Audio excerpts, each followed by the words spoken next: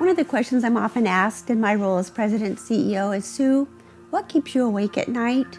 And people are expecting me to respond, funding or legislation. And while those are important, they pale in comparison to the concerns that I have around absence of safe shelter, emergency shelter, and transitional housing for victims of domestic violence.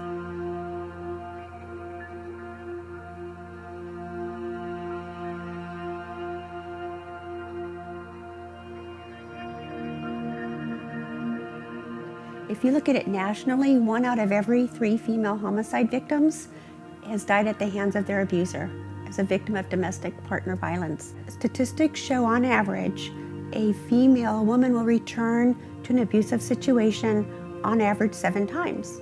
So the question is, why do they go back? Well, there's not the ability to have independent sustainability of living. They may not have the ability to generate the income. They don't have other housing to go to. They don't have the job. But there's a number of factors, and we can't also forget that there's sometimes the lack of belief that there's something different. They've come to believe that, what have I done to deserve this? Or I'm gonna give it one more chance. But then what happens, number 8? Do they become a victim? Do they become one of those statistics, the 1 in 3 homicides? Or do they break the cycle?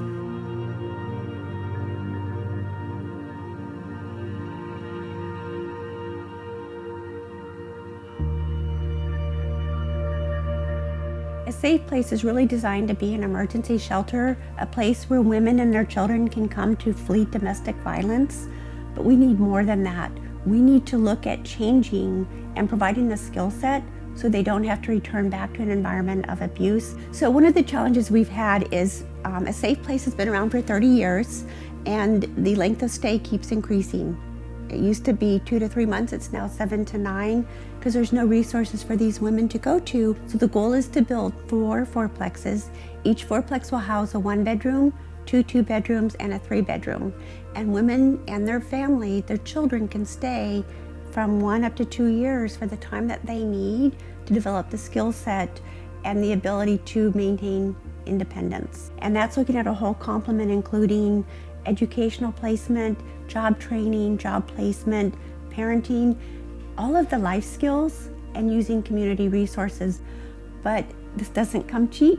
It's going to cost about $3.5 million to build 4 fourplexes and all of the infrastructure, the roads, the street lights.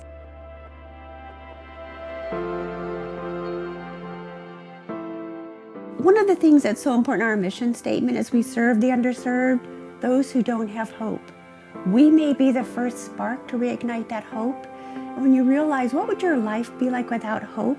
Life without hope is life you have nothing to live for.